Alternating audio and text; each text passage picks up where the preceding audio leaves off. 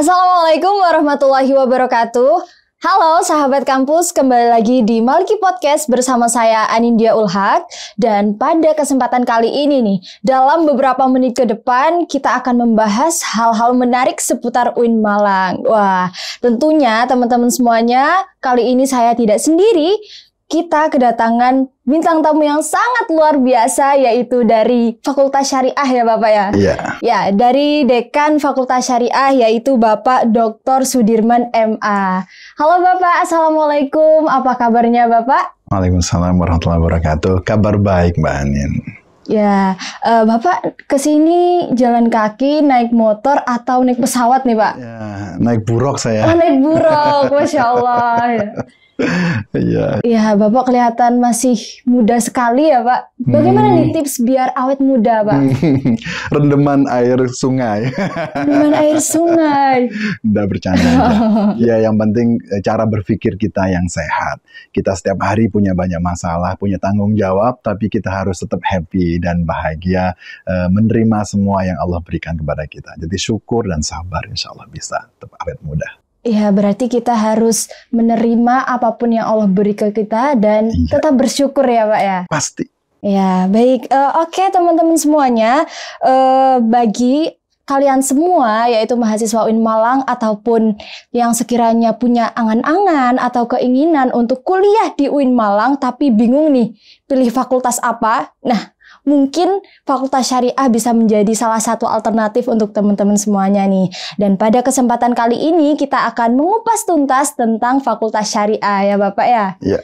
Oke, jadi gini Bapak, saya kan masih kurang familiar dengan Bapak. Jadi saya cari informasi tentang Bapak ini sebenarnya orangnya seperti apa gitu. Nah, ketika saya mencoba untuk mengulik informasi dari berbagai media sosial, nah saya itu mendapatkan kata-kata bahwa ekspektasi ini lebih indah daripada realita. Nah, menurut Bapak bagaimana pandangan Bapak terkait kata-kata tersebut, Bapak?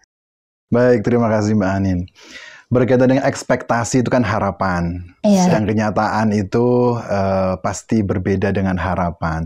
Maka tentunya kita harus bisa menyeimbangkan antara apa-apa yang kita harapkan dengan kenyataan. Karena memang kenyataan tidak seindah yang diharapkan tentunya. Iya, benar maka kemudian sekali. kita harus memiliki program untuk mewujudkan semua impian-impian kita. Tentu kita selama ini, tentunya Mbak Anin yang sudah merangkak dari sekolah yang mungkin TK, SD, SMP sampai sekarang, itu kan tentunya sudah banyak pengalaman, termasuk saya dulu ya.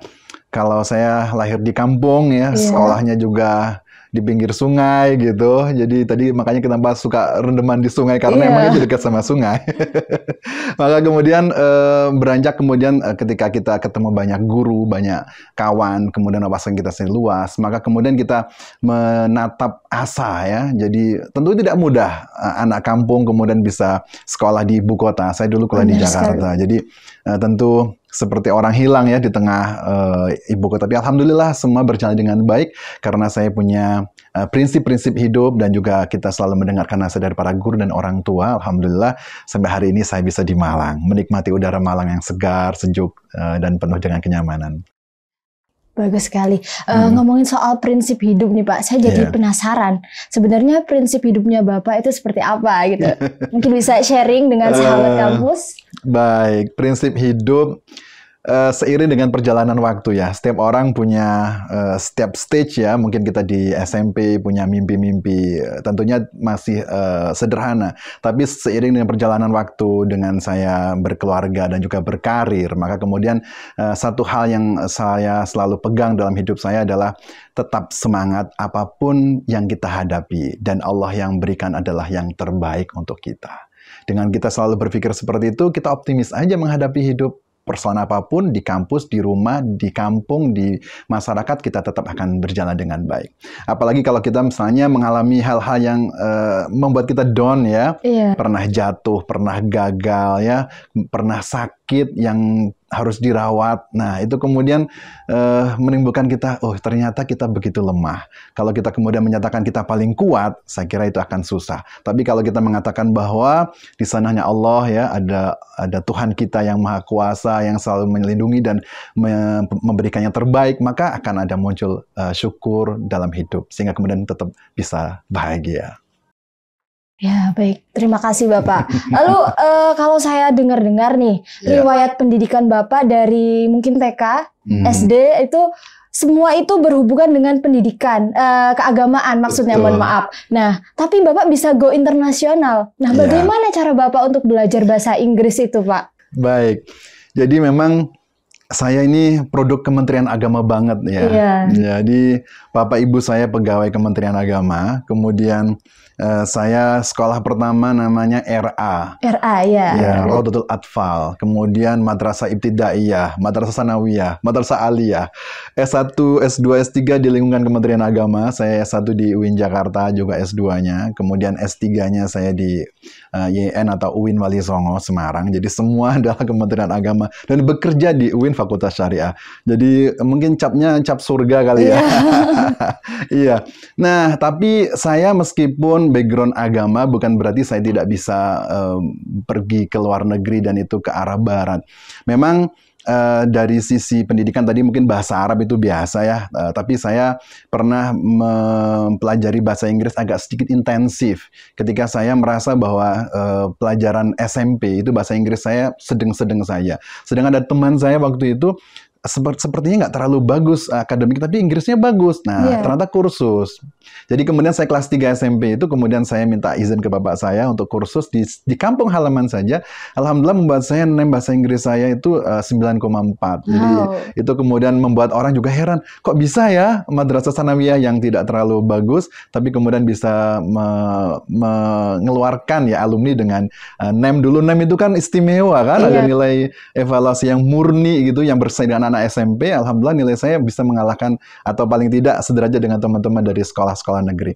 Kemudian ketika saya aliyah, Madrasah Aliyah itu namanya Madrasah Aliyah Program Khusus. Memang ini agak elit sekolahnya ya. Jadi maksudnya elit itu ada seleksi ketat dan kemudian diberikan atau diarahkan ke hanya 2 di Jawa Timur waktu itu, hanya milih Jember atau Denanyar, Jombang. Maka kemudian saya di sana punya banyak guru inspiratif. Kalau Arab insya Allah lah, karena guru kita dari pesantren, dari Timur Tengah. Tapi kalau yang bahasa Inggris ada beberapa guru yang memang Inggrisnya sangat bagus. Saya obsesi untuk mendapatkan itu. Alhamdulillah ada paper dulu SMA itu saya harus pakai bahasa Inggris karena memang diwajibkan Arab atau Inggris karena kelas madrasah program khusus tadi itu.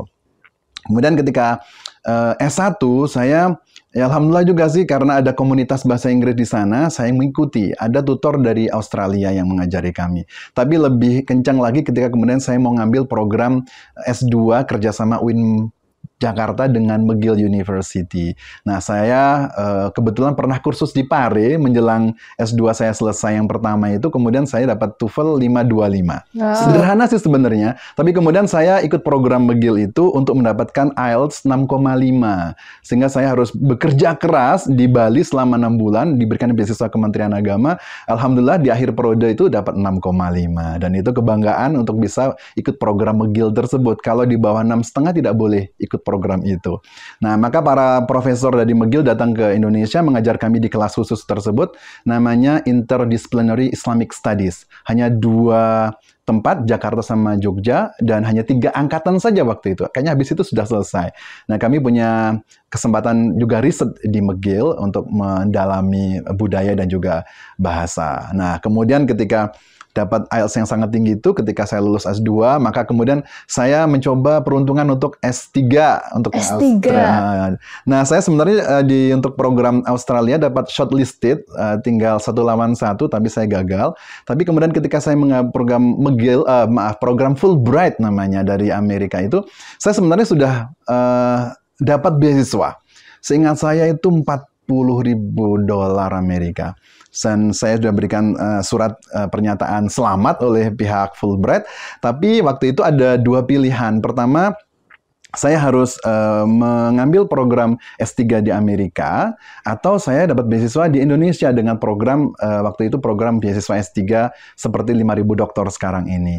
Nah, cuma waktu itu yang program yang untuk yang Fulbright itu saya harus nunggu di semester berikutnya karena pada semester 1 semester nyebutnya itu summer semester itu saya tidak mendapatkan kampus karena memang prosesnya sangat panjang. Saya dijanjikan oleh Fulbright untuk di semester berikutnya.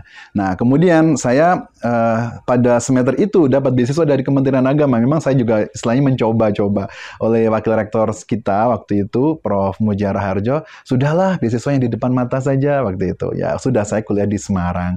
Nah, tapi alhamdulillah saya akhirnya kan resign ya dari beasiswa tersebut. Saya bilang kepada manajer di Jakarta, saya resign karena beasiswa ini. Mereka bilang, Sudirman, kalau kamu misalnya masih mau, kamu boleh apply untuk riset S3 gitu. Nah, janji itu saya tagih ketika saya sudah masuk S3 di Semarang tersebut, dan alhamdulillah saya seleksi lagi sih, tidak langsung dapat, seleksi lagi, dan saya bilang bahwa saya Fulbrighter sesungguhnya mendapatkan beasiswa S3. Loh, kenapa kamu nggak berangkat waktu itu? Akhirnya saya langsung aja lolos. Nah, profesor yang sebenarnya mau menerima saya di kuliah S3 di Amerika itu saya kontak lagi. Alhamdulillah beliau respon dan beliaulah yang memberikan jaminan saya bisa diterima untuk riset. Dan beliaulah yang mendampingi saya di Iowa, di Amerika untuk menuntaskan S3 saya di Amerika. Jadi alhamdulillah sih meskipun kesimpulannya meskipun saya background Kementerian Agama, tapi untuk bahasa Inggrisnya sempat terasa agak serius gitu untuk mendapatkan kualifikasi-kualifikasi untuk internasional. Wow, keren banget Bapak. Sangat menginspirasi ya teman-teman semuanya. Ngomongin soal bahasa Inggris nih Pak. Dengar-dengar di Fakultas Syariah juga ada kelas internasional. Lalu apa bedanya dengan kelas ICP di Tarbiyah Bapak? Baik, kalau dari sisi perbedaannya tentu ada ya. Kalau di Fakultas Syariah ini sebenarnya pinginnya satu kelas saja setiap program studi itu kemudian memiliki 2 keahlian langsung karena kami memang menseleksi mereka dari keahlian 2 bahasa Arab dan bahasa Inggris. Jadi satu kelas itu kemudian pengantarnya tergantung dosennya. Kalau ahli bahasa Inggris yang mengajar bahasa Inggris, baliknya ke bahasa Arab, bahasa Arab. Alhamdulillah alumni-alumninya sudah teruji ya, sudah sangat banyak dan memang mereka punya kemampuan bahasa yang bagus sehingga mereka juga ketika lulus S1 rata-rata menjadi yang terbaik di fakultas. Kemudian mereka punya kesempatan ke luar negeri karena kami juga ada program magang ke luar negeri. Jadi mereka magang di Malaysia sementara waktu ini dan rencana ke depan ini sudah banyak channel mau ke Singapura, ke Australia, bahkan yang terbaru ini kita ingin ke Dubai. Ya, untuk yang mendalami bahasa Arab. Demikian, Mbak. Ngomongin soal tadi kita balik lagi ke risetnya Bapak ya, yang di Iowa Amerika. Nah, mungkin bisa diceritakan Bapak, bagaimana kok Bapak bisa mendapatkan kesempatan yang begitu luar biasa itu Bapak? Jadi begini, Barat itu sebenarnya banyak penasaran dengan Islam. Saya kan program studinya di Semarang itu program studinya wakaf. Jadi hukum Islam sebenarnya, casingnya hukum Islam. Tapi memang waktu itu kami diberi pilihan antara mendalami ilmu falak atau mendalami wakaf. Nah, karena saya dulu S1, S2-nya itu skripsi tentang zakat. Jadi saya kemudian memilih wakaf. Jadi saya seperti wajah-wajah mustahik gitu ya. Benar sekali. Nah, saya kemudian mendalami wakaf dan alhamdulillah di Amerika itu banyak lembaga-lembaga filantropi, Mbak. Jadi filantropi itu lembaga kedermawanan sosial yang itu kemudian kan kami harus punya alasan ya, Fulbright itu menerima kami atau para pelamar itu kira-kira ngapain ke Amerika. Saya bilang bahwa riset saya itu kebetulan disertasi, memang kan judulnya beasiswa untuk riset disertasi. Maka kemudian saya bilang bahwa di Amerika ini meskipun negara sekuler, tapi untuk filantropi Islamnya tinggi. Nah, saya ambillah satu lembaga namanya Islamic Relief. Saya ke sana waktu itu, kemudian saya juga magang di sana. Alhamdulillah pengalaman ini sangat menarik. Itu kemudian saya waktu itu pulang ke sini diberikan kepercayaan di El Zawa, maka saya kembangkan El Zawa sesuai dengan bidang saya waktu itu. Jadi alhamdulillah di sana dibantu oleh profesor yang mendampingi saya, termasuk juga beberapa relawan-relawan yang membantu saya. Alhamdulillah sangat mengesankan untuk di Amerika. Baik, udah tambah grogi nih Pak, karena materinya luar biasa ini Bapak. Ngomongin soal tadi kan ada riset di Iowa Amerika. Nah, karya-karya Bapak ini ternyata menjadi koleksi di 15 kampus ternama di Amerika ya Pak. Salah satunya ada Harvard University, terus ada juga Universitas California di Los Angeles. Wah, keren banget Bapak. Nah, itu karya tentang apa Pak? Iya, itu tentang tesis saya sebenarnya. Tesis saya S2 yang program McGill itu. Memang saya juga ngerasakan bahwa saya baru mengerti riset, mengerti dunia internasional ya bagaimana membuat karya yang bagus ketika saya program McGill tersebut. Jadi memang kita juga yang ngajar juga sangat profesional. Kemudian waktu kita presentasi membuat riset itu juga didampingi betul. Jadi saya sebenarnya mengambil topik sederhana, Mbak. Judulnya itu Sufism and the Spirit of Capitalism. Jadi Sufism tentang tarekat. Saya ngambil tarekat. Waktu memang kan judulnya tentang ilmu sosial ya. Jadi saya kemudian harus mengambil sebuah teori giant yang besar. Kemudian saya hubungkan dengan sebuah fenomena menarik di Jombang. Saya kebetulan kelahiran Jombang, Mbak. Iya. Nah, itu ada tarekat namanya tarekat Sidikiyah. Nah, tarekat ini beda dengan tarekat-tarekat umumnya yang biasanya mendekatkan kepada Allah dengan cara zikir, kemudian tahanus, apalah yang sifatnya kepada hubungan vertikal. Kalau kali ini saya menemukan sebuah tarekat yang sangat humanis, tarekat yang tidak terlalu bingung dengan zikir-zikir, tapi bagaimana mereka meningkatkan kehidupan sosialnya, terutama ekonominya. Jadi saya tesis ini sebenarnya mengarahkan kepada bagaimana sufi itu kemudian menjadi kapitalis. Gitu ya. Jadi seorang sufi tidak hanya sekedar tahu tentang bagaimana menjalin hubungan dengan Allah, tapi bagaimana mereka bisa kaya raya dan sukses di dunia. Jadi dunia dan akhirat terimbangi. Nah, ini kemudian saya menggunakan teori Max Weber. Maka karena judulnya menarik, Max Weber punya buku judulnya The Protestant Ethic and the Spirit of Capitalism. Nah, saya rubah judul buku saya, Sufism and the Spirit of Capitalism. Makanya menjadi menarik buku itu. Makanya saya juga heran ketika search di World Catholic itu, kemudian buku-buku saya tersebar di banyak negara. Dan itu kemudian termasuk di Amerika, di kampus-kampus yang terkenama itu ada. Termasuk tempat saya riset itu juga ada buku. Saya juga heran. Rupanya ada sistem yang dibangun oleh Amerika ketika mencari buku-buku internasional itu. Mereka punya Library of Congress, seingat saya namanya Library of Congress. Nah, di sini kemudian mereka mengoleksi buku-buku yang kira-kira bisa mewarnai Islam di dunia. Nah, buku saya termasuk dipilih. Padahal itu buku itu terbitan dari UIN Press kita. Alhamdulillah. Wah, jadi sahabat kampus itu tadi seputar karya dan juga riset dari Bapak Dekan Fakultas Syariah. Nah, sekarang kita membahas ke Fakultas Syariahnya nih. Nah, terkait kontribusi Bapak sebagai Dekan Fakultas Syariah, saya dengar ada beberapa unit baru nih yang dikembangkan di sana ya, Pak. Nah, unit apa saja itu, Pak? Iya, baik Mbak Anin. Jadi sebenarnya Fakultas Syariah termasuk UIN Malang ini kan harus tumbuh, berkembang, harus besar dan banyak terobosan-terobosan. Maka Alhamdulillah saya diberikan amanah di Fakultas Syariah. Sebenarnya kaget juga ya, kok bisa gitu. Bisa lah Pak. Alhamdulillah, kemudian amanah dari Pak Rektor kita, Prof. Zainuddin, maka kita kemudian diminta untuk membuat distingsi Fakultas Syariah. Apa sih yang membedakan Fakultas Syariah UIN Malang dengan Fakultas Syariah yang ada di 57 kampus lain? Maka kami berpikir keras, kemudian berdiskusi dengan partner tim. Alhamdulillah tim kami sangat solid. Maka kami buat beberapa terobosan-terobosan. Di antara yang menarik adalah yang pertama, Family Corner. Nah, ini belum pernah ada Family Corner sebelumnya. Family Corner itu bahasa gampangnya adalah pojok keluarga. Ini adalah satu unit yang dimiliki Fakultas Syariah dalam rangka untuk menjaga keluarga. Nah, keluarga pribadi, dosen-dosen dan karyawan, keluarga besar Fakultas Syariah, keluarga besar UIN Malang, dan keluarga besar yang ada di Indonesia.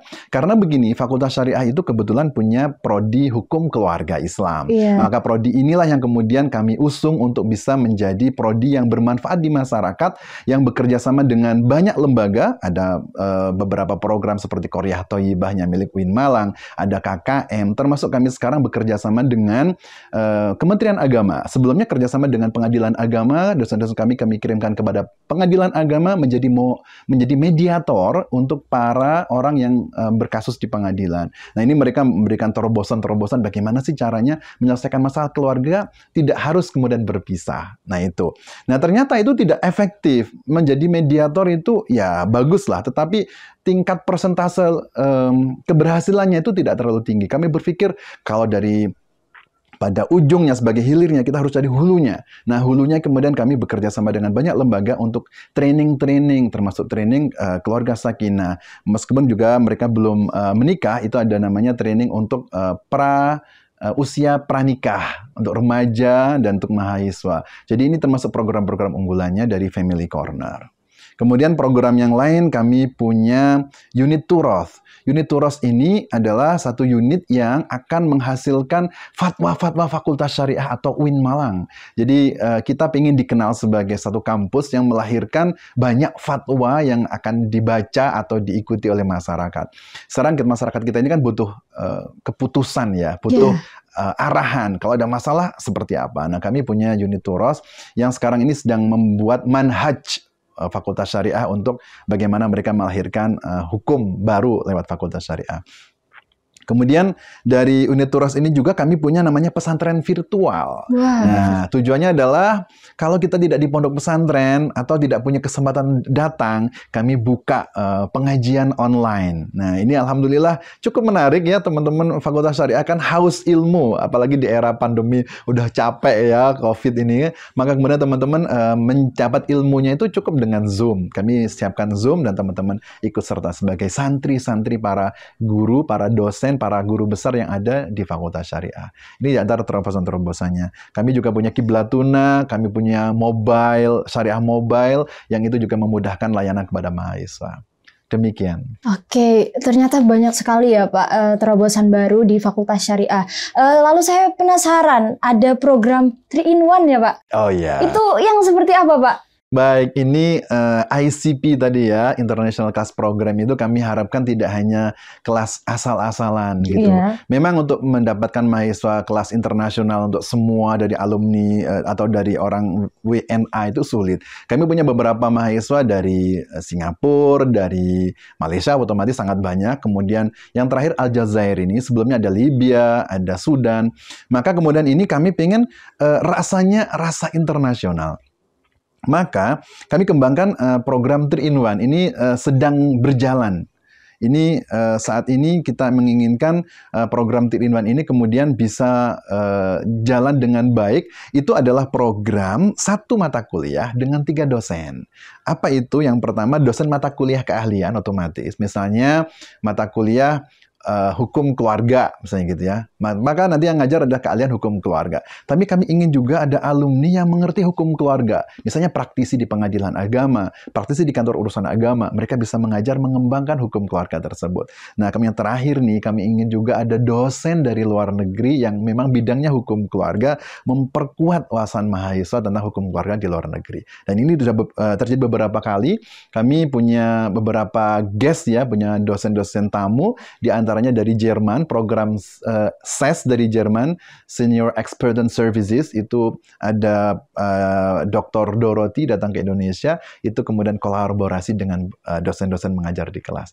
Dan kami sekarang mengharapkan pimpinan kita semua di UIN itu menyetujui program 3-in-1 ini sehingga akan memudahkan meningkatkan grade kampus kita, kemudian bisa meningkatkan kualitas ya akreditasi, karena kami juga selain A yang miliki BAN PT, kami juga sudah punya sertifikat AUNQIE, itu Asia Tenggara, dan sekarang sedang proyeksi untuk FIBA A untuk yang internasional. Jadi harapannya sih mudah-mudahan ya tidak hanya satu prodi atau fakultas, tapi kampus kita juga semua berkembang, maju, sukses. Amin, amin Bapak. Tingkat nasional juga internasional.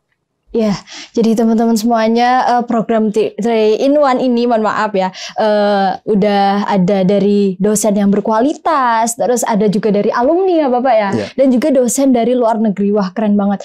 Oh ya, terus dengar-dengar katanya Fakultas Syariah ini mau launching apa namanya, fakultas baru Pak. Oh iya. Yang Usuluddin kok itu dengar aja sih Mbak. Saya kan ada bisikan-bisikan gitu. Iya betul. Tadi saya belum cerita ya, struktur di Fakultas Syariah itu ada 4 program studi. Hukum keluarga Islam, hukum ekonomi syariah, hukum tata negara. Nah, ada punya adik buncit namanya ilmu Al-Quran dan Tafsir. Ini kalau dari genetika itu nggak cocok sebenarnya di Fakultas Syariah. Tetapi ini karena istilahnya program unggulan yang memang diharapkan lahir, maka sudah ada ilmu Al-Quran dan Tafsir. Basir. Nah, ini kemudian oleh Pak Rektor kita, Prof. Zainuddin, kami diharapkan untuk membantu lahirnya Fakultas Usuluddin. Nah, syaratnya adalah minimal 2 program studi. Maka kami sudah bikin proposal nih, itu sudah namanya program studi ilmu hadis. Sehingga Al-Quran dan hadis dimiliki di UIN, dan kemudian ini akan bisa melahirkan satu fakultas baru, Fakultas Usuluddin.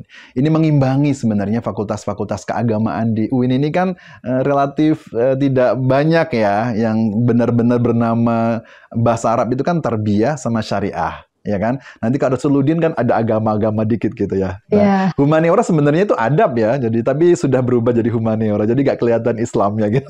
Tapi saya yakin nah semuanya di UIN ini kan integratif ya. Hanya kemudian ada fakultas kedokteran, psikologi, ekonomi kan, terus humaniora, ada lagi fakultas teknik yang akan lahir. Nah ini kalau kemudian semakin banyak fakultas umum, maka kemudian agamanya jadi dipertanyakan. Katanya fakultas miliknya UIN kok agamanya minim. Nah maka Usuluddin ini sebagai jawaban. Ya, seperti itu ya. Semoga segera terrealisasikan ya Bapak ya. Amin. Oke, lalu untuk selanjutnya bagaimana rencana Bapak nih untuk mengembangkan Fakultas Syariah agar lebih baik lagi? Ya, ini kami sedang bermimpi ya. Kalau sekarang ini sudah alhamdulillah banget ya. Ini kerja keras semua tim dari generasi ke generasi. Kami apresiasi kepada para dekan sebelumnya, para guru besar. Itu sudah menciptakan atau sudah memberikan bangunan yang kuat di Fakultas Syariah. Maka kami sebagai generasi penerusnya ini punya mimpi. Yang pertama, setelah AUN-QIE ini adalah FIBAA. FIBAA ini masih akreditasi untuk internasional, satu program studi hukum keluarga Islam. Sayangnya 3 program yang lain itu masih B, Mbak. Nah, kami mimpi sekarang ini kami sedang menyiapkan berkas untuk akreditasi visitasi miliknya hukum ekonomi syariah. Kami sedang berlari-lari bagaimana untuk mendapatkan A. Kami sudah undang para asesor untuk membaca borang kami, dan alhamdulillah penilaiannya sampai hari ini ada yang sudah memberikan nilai A. Tapi ini kan otomatis perlu kerja keras ya. Nah, 2 program yang lain ini sedang ISK. Kami tidak puas hanya ISK dengan baik atau baik sekali. Kalau B ya, B ke baik sekali. Kami proyeksikan 2 tahun ke depan program studi yang B atau yang baik sekali harus jadi unggul. Sehingga kami berharap mudah-mudahan nih, mohon doanya semuanya ya, kan kita kan usaha ya. Maka semua program studi di Fakultas Syariah harus A menjelang tahun 2025. Amin. Sehingga nanti kemudian 2025 ketika kepemimpinan Prof. Zainuddin berakhir, syariah semua sudah unggul. Sehingga kemudian nanti akan membuat kampus kita juga tetap menjadi kampus yang unggul. Demikian. Oke, jadi bagaimana sahabat kampus, apakah sudah tertarik untuk bergabung bersama Fakultas Syariah? Nah, jadi teman-teman bisa pilih prodi HTN atau tadi ada mau launching Usuluddin juga ya Bapak ya? Dan masih banyak lagi yang lainnya. Oke, jadi itu ya teman-teman semuanya. Nah, ini yang terakhir nih Pak, karena nggak mungkin kita berlama-lama di sini karena juga Bapak pasti ada kesibukan yang lainnya ya kan. Nah, jadi mungkin Bapak punya apa kata-kata yang akan Bapak berikan untuk mahasiswa khususnya Fakultas Syariah terkait mungkin motivasi atau apa agar mereka semangat dalam cari ilmu Bapak. Baik. Saya sering mengatakan kepada mahasiswa bahwa mahasiswa itu adalah proses tumbuh. Saya tidak bisa melihat mahasiswa pada hari ini dengan banyak kekurangannya. Kalau saya mengukur mahasiswa dengan ukuran para dosen, maka kemudian akan membuat mahasiswa akan down. Dan kemudian memberikan nilai tidak akan pernah A. A hanya milik dosen dan milik Allah gitu kan.